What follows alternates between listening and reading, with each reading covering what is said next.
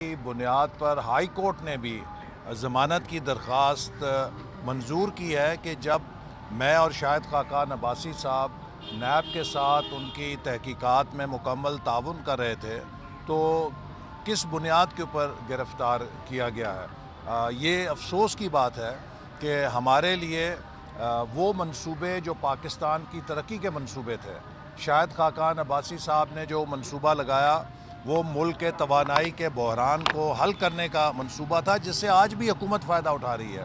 میں نے جو ترقیاتی منصوبے بنائے اس میں نارووال سپورٹ سٹی کا منصوبہ پاکستان کے اندر کھیلوں میں ایک state of the art training facility متعارف کرانے کا منصوبہ تھا، جس کا فائدہ ہمارے نوجوان کھلاڑیوں کو ہوتا، لیکن ہمیں اس کا مجرم بنا دیا گیا ہے۔ لیکن اس منصوبے کو جنہوں نے اجاڑا ہے پچھلے 18 مہینے سے، اس منصوبے کو جس پہ اربوں روپے خرچ ہو چکے ہیں، وہاں پر کروڑوں روپے کا جو سامان آیا ہوا تھا اسے تباہ کر دیا گیا ہے۔ ایسٹرو ٹرف نہیں لگائی گئی، ایتھلیٹک ٹریک نہیں لگایا گیا، وارنٹیز ایکسپائر ہو گئی ہیں، اس کا کوئی مجرم نہیں ہے۔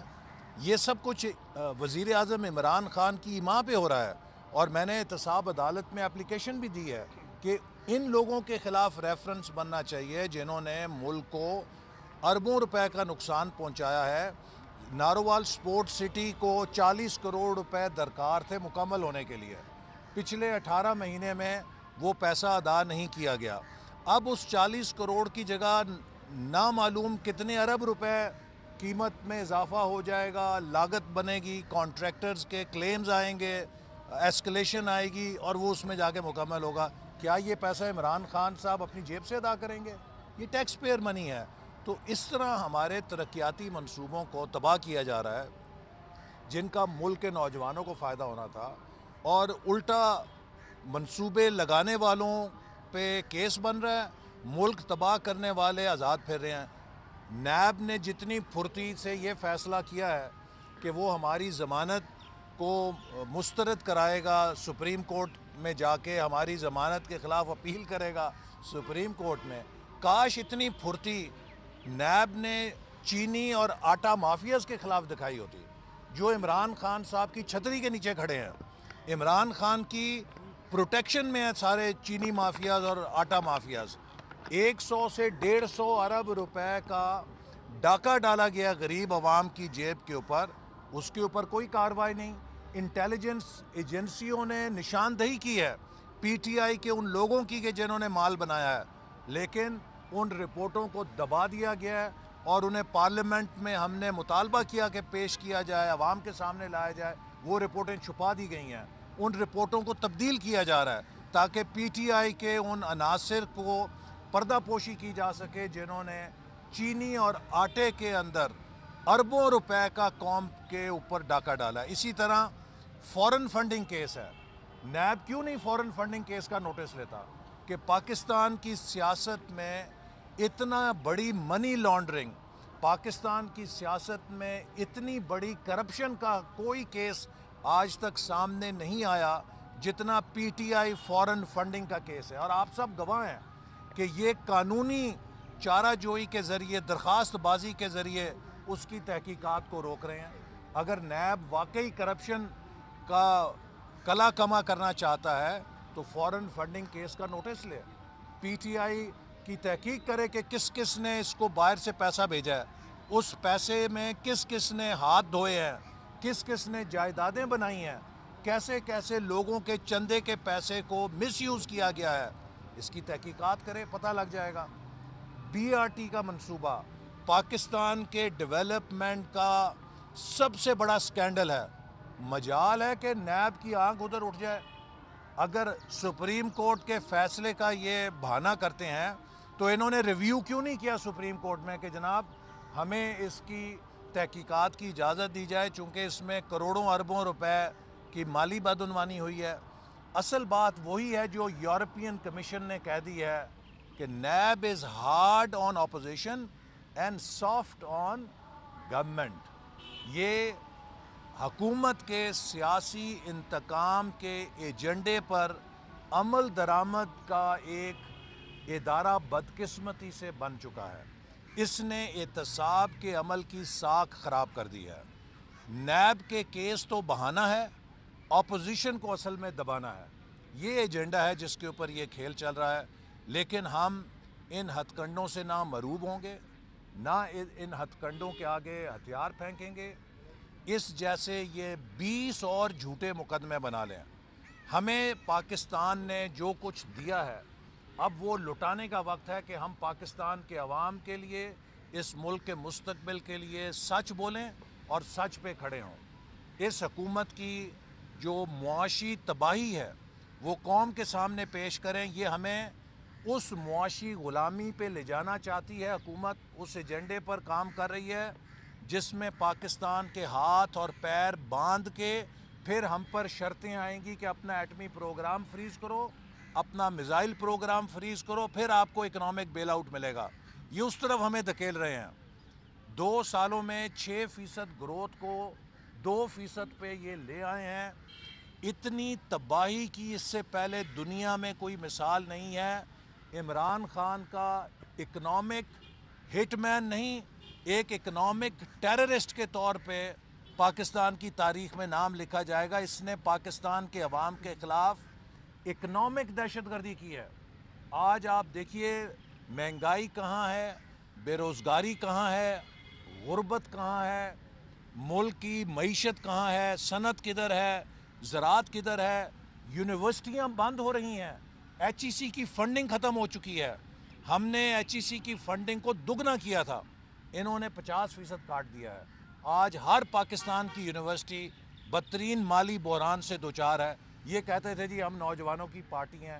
بھئی آپ نوجوانوں کو اگر تعلیم بھی نہیں دینے کے روادار ہیں تو پھر ان کے ساتھ کیا کرنا چاہتے ہیں؟ تو لہٰذا اس حکومت کی جو ناکامیاں ہیں ان کے آگے ہم ان ہتھ کنڈوں سے ہتھیار نہیں پھینکیں گے، ان کا مقابلہ کریں گے، اور انشاءاللہ تعالی 2020 پاکستان میں الیکشن کا سال بنے گا، ان سے نجات کا سال بنے گا، اور ہم اس حکومت کو اس ملک کی تباہی کرنے کے لیے جو اس کا جرم ہے اس کی سیاسی طور پہ بھی سزا دیں گے، اور ان لوگوں کو کٹہرے میں بھی لا کے کھڑا کریں گے جنہوں نے پاکستان کے مستقبل کو برباد کیا ہے۔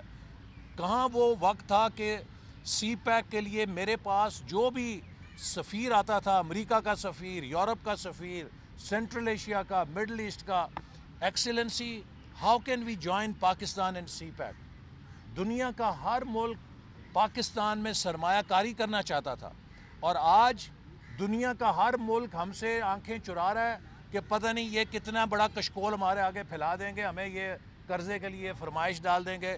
ہم ایک بھکاری بن چکے ہیں دنیا میں۔ یہ ذلت ہمیں قبول نہیں ہے۔ پاکستان ایک آنریبل ملک ہے، اور ہم انشاءاللہ تعالی اس کو دوبارہ پیروں پہ کھڑا کریں گے، اور مسلم لیگ نون واحد جماعت ہے جو پاکستان کو ترقی کے راستے پہ گامزن کر سکتی ہے۔ آخر میں ضرور کہنا چاہوں گا اس بات کو کہ ہم نے پہلے بھی کہا تھا، قومی اسمبلی سے قرارداد پاس کی تھی کہ کشمیر کے اندر جو ظلم ہو رہا ہے اس کے اوپر اسلامی سربراہی کانفرنس منعقد کی جائے۔ عمران خان صاحب کہتے ہیں کہ میں بڑا سفارتکار ہوں۔ بھئی آپ کی سفارتکاری کا یہی امتحان ہے۔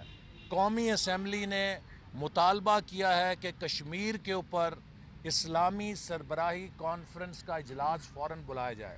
اب ہندوستان کے اندر مسلمانوں کے خلاف دہلی میں بدترین فسادات ہوئے ہیں۔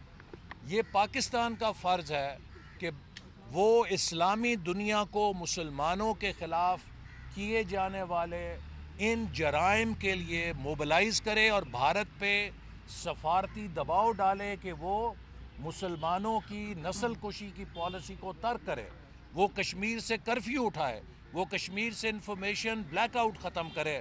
میں حکومت سے مطالبہ کرتا ہوں کہ وہ فوری طور پہ اسلامی سربراہی کانفرنس کا اجلاس بلائیں، اور کشمیر کے اور ہندوستان کے مسلمانوں کے اوپر جو مظالم ڈھائے جا رہے ہیں اس کے اوپر OIC کی سطح کے اوپر ایک بھرپور موقف سے بھارت پہ سفارتی دباؤ ڈالنے کے لیے कार्रवाई करें। डॉक्टर साहब ये बताएं कि मियां नवाज शरीफ साहब का अभी तक जो सर्जरी है वो नहीं हो सकी, मरियम नवाज के हवाले से नवाज शरीफ साहब मस्जिद जाके पहले वो आएंगी तो होगी, तो इस मसले का हल क्या है? जी क्या देखिए, देखते हैं? मुझे अफसोस से कहना पड़ता है कि ये हुकूमत बीमारियों के ऊपर सियासत कर रही है।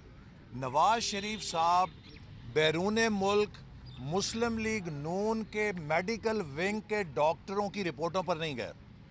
नवाज शरीफ साहब को बैरून मुल्क जाने की इजाज़त तब मिली कि जब हुकूमत के अपने डॉक्टर्स ने और शौकत खानम हॉस्पिटल के डॉक्टर्स ने तस्दीक की कि उनकी बीमारी बहुत संगीन नौयत की है और उन्हें इलाज के लिए बाहर जाने की ज़रूरत है।